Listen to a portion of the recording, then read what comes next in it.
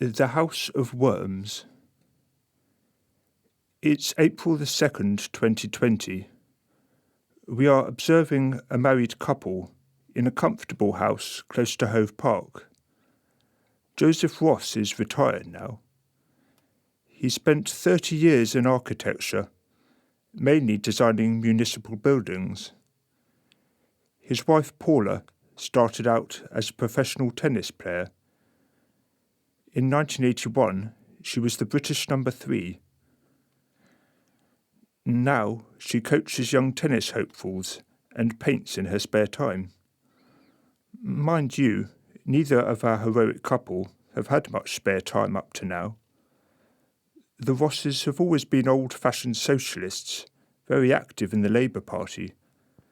The problem is that the party has left them behind.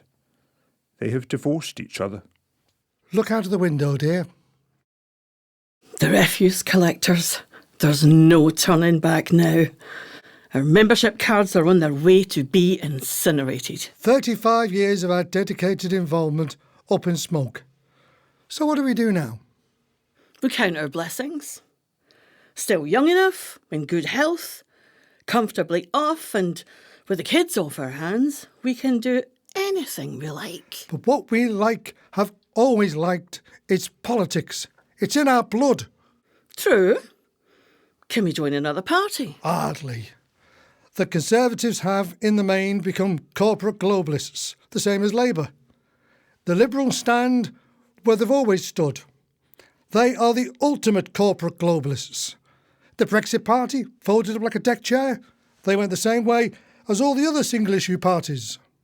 And other alternatives?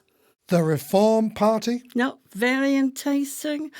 It's the poor man's Farage Assembly. Lawrence Fox's, it begins with an R. The Rehash Party? The really nice party? Seriously, Reclaim.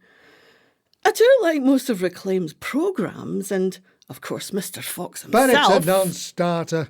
There's no finance, no publicity. Oh, and then there's the Greens. Global, robotic, ecological, end-time, nihilist simpletons. Oh, well, then it's doom and gloom for us. I mean, you and me, what do we even call ourselves? Not so much socialists. The Labour Party has destroyed the meaning of socialism. Our internationalism has been distorted into a kind of West world fascism, and we've had to change into nationalists in order to oppose the global New World Order. We had to vote Brexit, for Christ's sake. It's mad, but we've had to become sort of national socialists. We can't possibly call ourselves that. No, we certainly can't call ourselves that. My God! The way they've changed the language. It's as though every other word is the opposite of its original meaning. We are right to leave the party, though. The MPs kneel before the establishment. They cower before the media. And just about every MP has an Oxbridge education. And it's the fault of us, the membership, the way we defer to our so-called betters. When we elect candidates, we doff the cap and become like serfs. You're going on and on a bit, darling. But you're right. And we've been right about most things. We told them at the last constituency meeting that if they didn't respect the Leave referendum, they would lose the election. We were absolutely right about that. And if by some miracle we had won, what good would that have done? Imagine Keir Starmer as Prime Minister, a former Queen's prosecutor, as establishment as you can get, and as globalists as a bloody great Blairite bloody global. Steady on, dear. We've discussed all this a million times before. The point is that we've left the hopelessly compromised Labour Party. For us, it's time to reposition our activity. Work out if there's anything we can do to make a difference.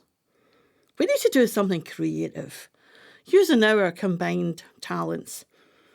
Can we find a way to expose politics for being the corrupt scam that it is? It's ironic. Labour wants a world hodgepodge of technocrats to run everything, making the Labour Party obsolete. The only thing it's fighting for is its own extinction. It's insane. But darling, please stop ranting on about the party. It's history now. What can we actually do? I agree. But no matter how insignificant we are, we must do something. But what? We have plenty of time. COVID lockdown is about to begin. That's another globalist scam. They want a reset to shut down small businesses and thus enhance the powerful corporations. A test of how sheep-like we become. Build back better. Implying that at first, everything must be destroyed. Order out of chaos. Calm down, Joseph. The thing is, lockdown means no tennis coaching for me and no golf for you. We have time on our hands, perfect for coming up with a plan. A plan? Yes. But we are not to cause any physical harm. We are not terrorists. Agreed. Of course. Something clever. Possibly psychological. Something fabulous. What though? We will, for the present, sleep on it. Tomorrow, we review our ideas. They say that tomorrow never comes. In this instance, it did.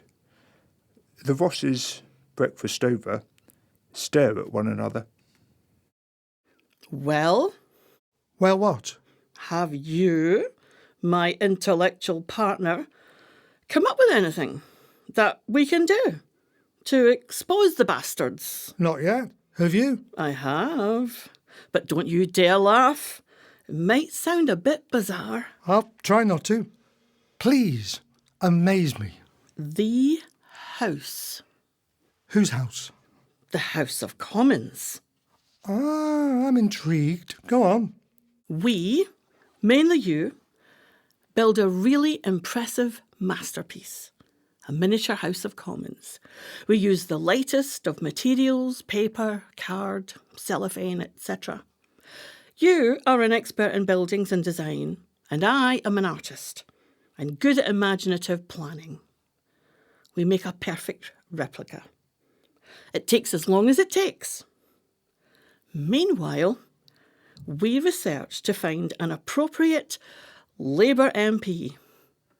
Then we place something alive, some eerie reminder of the election defeat inside our house, along with a tiny scroll outlining our manifesto. I see. No, I don't. And what then?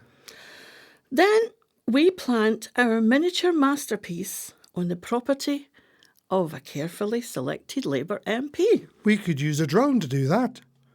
We could lower it onto his or her lawn. Problem, solution. Now you're talking, Joseph.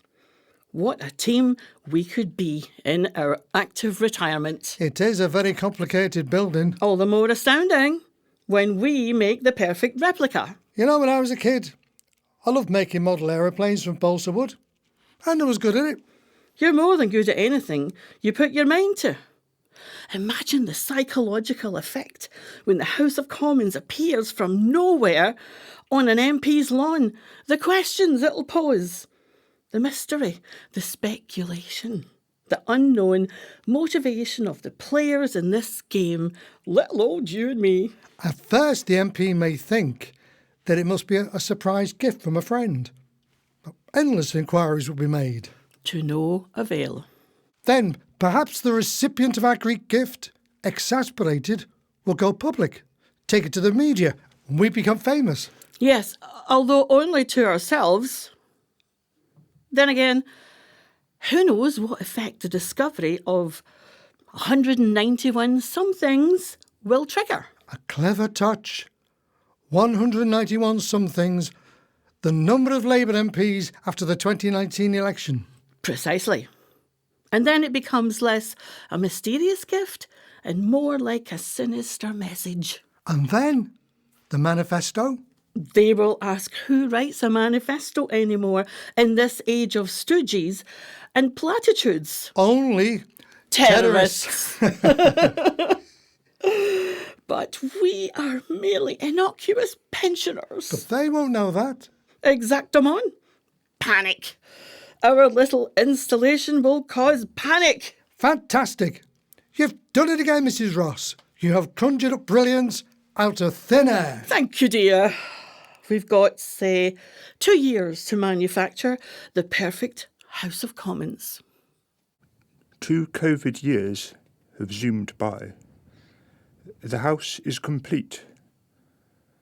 The Rosses are proud of their work of art, the finest of installations. Joseph and Paula have made countless photographic trips to Westminster. Often they have found themselves mixing in with the lockdown protesters. They had many interesting discussions upon both world affairs and the state of the UK political parties. They have enjoyed learning a great deal and noted the complete absence of the Labour Party at these anti-lockdown affairs. Joseph has practised in the skill of flying a drone and become an expert. While he has worked assiduously on the replica in his study, Mrs. Ross has researched to find the perfect Labour MP for their project. Finally, she has settled upon Anthony French Davis, the representative for Coventry South. Anthony had left the London School of Economics as a confirmed socialist. He became a backroom researcher for a shadow minister, and from there gradually climbed the greasy pole to become an MP. Now middle-aged, he's become a rather nervous and spineless backbencher. A please-all nonentity, his one saving grace is that he is said to be a good constituency MP. Let us go back to Hove and listen to the final planning session of our 2 rebel pensioners. Tomorrow is the big day. Yes, Sunday. It's perfect. To celebrate the 10-year anniversary of Anthony being elected, Anthony and his wife Divine are hosting a barbecue on their lawn. Divine, 20 years younger than her husband, is the real political operator. She was his campaign manager when she married him. 36, Orchard Way, Earlsdon. Everyone who is anyone in the West Midlands Labour Party will be there. We drive to Coventry and arrive at the Memorial Park car park at about 6 a.m. Nobody will be around, except maybe the odd dog walker. We attach the house to the drone and fly it to the target, then lower the house onto the lawn, release and away. No problem. The flight is less than half a mile. I've mapped and studied the exact geography of our task. It is epic. What we are doing is epic. It is 10 a.m, a sunny Sunday morning at 36 Orchard Way. What are you doing in there? Putting a face on. For half an hour? Optics are everything. Besides, Keir might be coming. It's time to get things ready. I need some help. The tables, the chairs, the barbecue grill and the cutlery. The music. There. I'm ready, and God knows you'll need some help. Don't forget your promise. Don't drink too much. We'll start by getting the grill out of the shed and onto the lawn. Your neckline, plunging a little over much, perhaps? Your mouth speaking a little over much, perhaps. A zip necessary, perhaps. My, what on earth is that? It is, let's see, a beautifully put together model of the House of Commons. It is perfect in every detail. Oh, Anthony, darling, who could possibly love us so much? I couldn't possibly imagine. Come on, Tony, fess up. You must know something about this extraordinary gift. I'm sorry to disappoint you, darling, yet again, but I know nothing of this. I might and should have known. Then it's come from someone else, almost certainly one of today's guests. Look at the attention to detail. It's exquisite. Someone will turn up and take the credit, sure to. Years of work have gone into this creation. Anthony, bring the Edwardian coffee table out of the house and onto the lawn. We'll make this work of art the centrepiece of our celebration. Yes, dear. Soon the guests started to roll up, and there was the usual barbecue joviality. Devine flitted and flirted around, exchanging hugs and kisses, swaying to the music, and merrily chatting to absolutely everyone. The House of Commons centrepiece was the main subject of conversation. Awe was combined with speculation. Nobody claimed credit, and so explanations grew wilder. Plenty of theories, but no one came close to the truth. Who could be the builder? Was on everyone's lips, along with the burgers. A sort of garden party of Bilderbergers. Then, in mid-afternoon, something ghastly happened. Gemma, the 5-year-old daughter of Tim Newton, the MP for Nuneaton, went totally berserk. A dainty little child who delighted in her prettiness, she had been fascinated by the equally dainty House of Commons. She had noticed that the main door was slightly ajar, and had pulled it open and reached her tiny hand into the house. She had felt something alive and slimy, and in her Alice in Wonderland imagination, she had got her sizes mixed up. Scared to death, she started running round and round the garden, screaming, Ah, snakes! Ah, Mummy! Snakes, Mummy! Ah! Her mother, Susan Newton, cornered her, a bit like a runaway racehorse, and finally calmed Gemma down. Then Tim raised a manly voice. Disgraceful! Absolutely disgraceful! Which prompted his wife. Disgusting! Child abuse! That's what this is! Disgusting! The Newtons stormed out. So ended the first and probably last protest of their political life. After the Gemma episode, the mood changed completely. Ones and twos started leaving. Nathan Mutton, the Coventry Council treasurer, who prides himself in his counting ability, got his 4-year-old boy, made of stern stuff, to get all the worms out. 15 minutes later, he announced with due gravity that there were 191 red worms. So what? Thought most of those still left. But Anthony, still relatively sober, realised the significance immediately. That the 191 red worms represented the number of Labour MPs after the 2019 calamitous election defeat. Eventually the dignitaries drifted off to their homes, and the French Davises were left to clear up the mess. Finally done, they took coffee in the lounge. That bloody thing ruined the day. What can we do with it now? For a start, we can't leave it on the lawn. Clear the living room sideboard top for it. It stays on show. It's still a sublime work of art. Do it now. Clouds are forming. It might rain. Oh, not now, dear. I need to rest. Clouds are forming, all right. Black ones. Yes, you just sit there. I'll do it myself. I'm used to that. Of course you are, my loving wife. Which reminds me... Don't you start on that again. I shall continue to sleep alone. I can't stand your snoring and your alcoholic breath. 191 red worms. What? Oh, the number of Labour members of Parliament after the 2019 election. I'd already worked that out. I'm not some kind of stupid trophy wife. But if we are meant to speculate, isn't it better not to? Why so calm? Do you know what's going on? Of course I don't. Just relax. In fact, get pissed. Your modus operandi.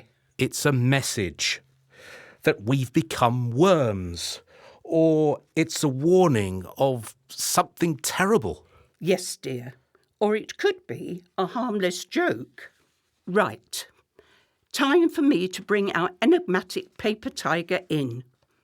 You can clear the sideboard, unless you would rather stay sitting there, frowning. Yes, OK. Stay there, darling. Don't you move a muscle. You might pull it. And so it went on, male anxiety versus female acidic contempt. A few days later, in the cool of the evening, Anthony was found by Divine to be perched in the kitchen, lost in thought, his fingers wrapped around a glass of brandy. How many drinks? Today, Today. And don't lie. a few beers at lunch, 2 white wines on the train, and this is my first brandy. That's all. That's all, you say. Classic denial. Not a problem. The problem is the bloody house on the sideboard. I'm calling it the House of Worms. No one in the real house has a clue about it, and yet it is whispered about constantly. What's more, no one in, the higher circles seems to have any idea where it came from. No, Anthony. The problem is you. A full-grown man panicking into a mental train wreck over some stuck-together bits of cardboard. Something else might be inside. Something more revealing than the worms. Hurrah! At last you've come up with a reasonable comment. Such a shame that you failed to give me a child. A small hand to explore the inside. Any excuse to shame and undermine me. However, I have got a powerful torch. Here it is. See anything? Perhaps. It looks as if it could be a miniature scroll. It's hanging onto a cotton thread just inside this tiny window. We could cut into the cellophane pane and hook it out. No! Nobody damages my house of cards. Nobody. Let's see. There must be another way. A wire coat hanger shaped to suit. We can go in via the front entrance. After a great deal of stress upon both eyes and limbs, the French Davises, reduced to crane operators at a penny arcade, finally got hold of the tiny scroll. Have we got a magnifying glass? Yes, but first ask yourself, Who writes manifestos? Yes, terrorists. Heard it. Well, go and get it then. The magnifying glass. The manifesto. 1. The nationalisation of the Bank of England and all public utilities. This will cancel the national debt at a stroke and save 90 billion a year in interest charges. 2. The corporate lobbying of MPs to be illegal. 3. MPs to have no other source of income save their Westminster wages. 4. No MP should be allowed to be a member of any secret society. 5. All wages to be tied to inflation. £20,000 per annum to be the minimum wage. 6. All wages to be less than £100,000 per annum. I don't think so. Here, let me. 7. Foreign policies to be only in the direct interest of the people of the UK. No more USA or NATO debacles. 8. The closure of all biological weapons production, as well as a public inspection and an absolute transparency of all that goes on at Portland Down and other such facilities.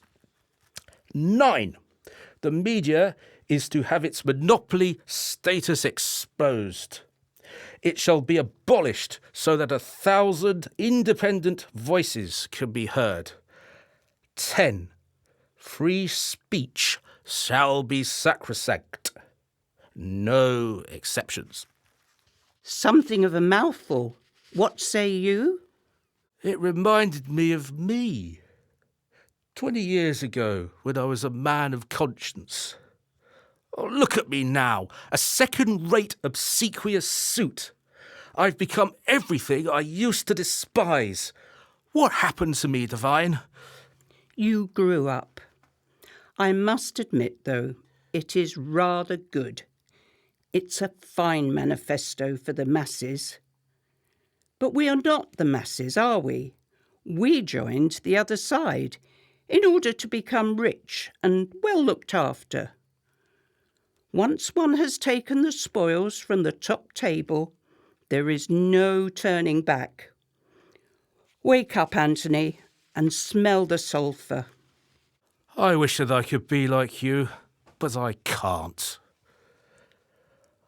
I'm ashamed of myself either way. Weak. You're so fucking weak. How long do you think I can go on living with a straw man?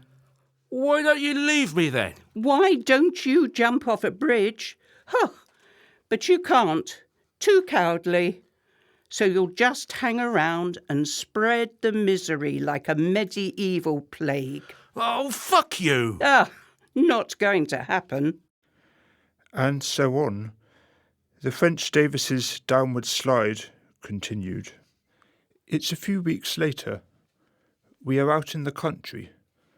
Not really, that was an illusion. There are trees and meadows here, yet we are only a mile away from the civic centre of Leamington-on-Spa. There used to be a village here, not now, just the old church. It is quite a grand church, but it lost its congregation in the 20th century. Somehow ribbon development bypassed the church and it fell into disrepair. Then Sir Isaac Percier came to town and purchased and refurbished the building. Now it's a conference centre for NGOs, think tanks, and various secret or otherwise societies. Why are we here? I think that we should keep an eye on Divine, don't you? And here she is.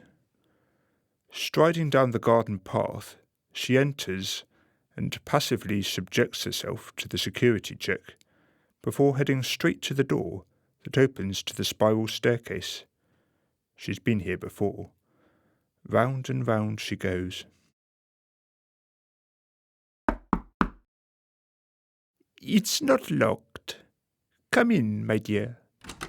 Thank you for seeing me, sir. Please dispense with the sir. Thank you, Isaac. Percy. My friends call me Percy. I think we've known each other long enough to consider ourselves friends. I hope so, Percy. Your phone call sounded urgent. It seems that Anthony is wavering. It's worse than that. He's breaking down. He's talking about doing the right thing, which is, of course, doing the wrong thing. He's drinking too much. He's paranoid. regretful. And worst of all, he talks of seeking redemption. I'm sorry, Percy. I've done my best. I've handled him as well as I could. But this House of Worms thing has set him off, and God knows where it could end up. I see. And you, Divine, how are you? I can think of nothing good for me other than a divorce. Divorce? No, not necessary. You have done well. Nobody could have handled Anthony better. Don't spoil your reputation. You are the best campaign manager in the Midlands. Divorces are messy. They leave stains. You need to take on a new project. I have a prospective parliamentary candidate in mind. But I thought that my turn would come to be a candidate. To my eyes, you are a queen. In a battle, the queen should be positioned in a safe place, and she should control the minor pieces from a distance. Have you heard of the young man, James Sinclair, the housing councillor for Rugby? I have. He came to our barbecue. A charming and quite handsome man. Indeed. I'm pleased that you find him to your liking. You are to be his campaign manager in the election. The election? That's more than 2 years from now. The by-election, Divine. Sometimes an elegant and aesthetically pleasing solution just pops up and rescues us from a multiple of problems. Anthony is quite simply of no use to us anymore. Come closer, Divine. I have a little gift for you. What a beautiful tiny silver box. The filigree borders.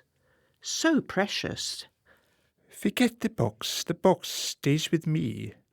However, what's inside is yours. Open it. My, is it a pearl? No, it's not a pearl. Of what practical use is a pearl? It's a compound of chemical products.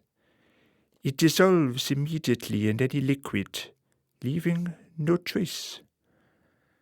I'm sure that it's not necessary to spell things out any further. Thank you, Percy. I understand everything completely. I know that you do. Until we next meet, keep in touch. There you are. I thought that I'd lost you, because I've come all the way back to where we started, to Hove and the fabulous Rosses. They have been reading the papers and following the news. They have been expecting their butterfly to flutter and cause a storm. At first they began to think that their efforts to stir the air had failed. Then they heard about the death of Anthony French Davis and the by-election in Coventry South. Then it went quiet again. It is time for Paula and Joseph to talk, to review the situation. Was it all worth it? I'll say. Who knows what consternation we caused, may still be causing. We can't see behind the curtains and blinds. Your magnificent House of Worms may be the most troubling mystery of the 21st century for all we know. We can't tell, but we may, very indirectly, have caused the fatal heart attack of a Labour MP. We can reasonably surmise that parliamentarians and their controllers and henchmen have just spent months talking of nothing else except our intervention in their bars and tea rooms. It's not like you, Paula, to use a surmise and so many mays. Yes, we probably caused the end of Anthony, but only to have him replaced by the dangerously slick World Economic Forum trained James Sinclair. From the comparatively saintly Anthony to the disciple of the devil himself. And now the Ukraine war and the Boris resignation... Stop! I must stop you there before you go off on a tangent. Let's stick to our project, or we'll get nowhere. You make a good case. Our work was disappointing in its public effect. But things have been brewing, all right. The entire media has covered up on the House of Worms, thus lying by omission. What a story it would have made. What a mystery. And no mention of the manifesto either. Why? Fear. Logic dictates that only a determined entryist group of Labour Party truthers could have put this project together. A group so clever that it remains undetected. All they know is that they don't know, and that scares them. Bravo. Nice speech. Still, what do we do now? Good question. We move on. We'll leave the House of Worms to simmer and do its work. Joseph, are you ready for our new project? I am. This is nice and simple. It will require us to do nothing more than enjoy visits to every major town and city in England. Don't panic, dear. I figure it'll take about 10 years. Go on, Paula. You have my attention. May I ask, have you a catchy title for this new adventure? I have. How perspicacious of you. A title both for us and the project itself. The New Rosicrucians. The original Rosicrucians go back all the way to the first printing presses. And They printed political manifestos about the rights of men. And in those days, went without saying that that meant women as well. Distributed by hand, their leaflets were very effective. But dearest one, this is the 21st century. We are not Amazon. We can't post manifestos to 70 million people. No, we can't. But who do we really want to reach? I have no idea. Readers! Readers of books. Many books are aiming to deceive, that's true. It matters not. The readers are invested in the attempt to gain knowledge. We drive to a town, we visit the libraries and bookshops. At every opportunity we slip our manifestos in between the pages and then slide the books back into place. We should concentrate on political books, but also philosophy, history and science. We put so much effort into drawing up our manifesto, and the bastards refuse to acknowledge it. We take our revenge. And it's cheap. All we require is paper, ink and petrol. Our time is given freely. Paula, my hero, you've done it again. Come on, the New Rosicrucians. Let's get printing! The House of Worms. A radio play by Dave Patchett. The narrator and Sir Isaac Purser were read by Matthew Shelton Jones. Joseph Ross by John Lawrenson. Paula Ross, Susan Newton, and the credits by Irene Cunningham. Anthony French Davis by Matt Reynolds. Divine French Davis and Gemma by Jacqueline Harford. Tim Newton by Dave Patchett. Sound recording and editing by ALT Sound Recording, 35 Salisbury Road, Brighton and Hove.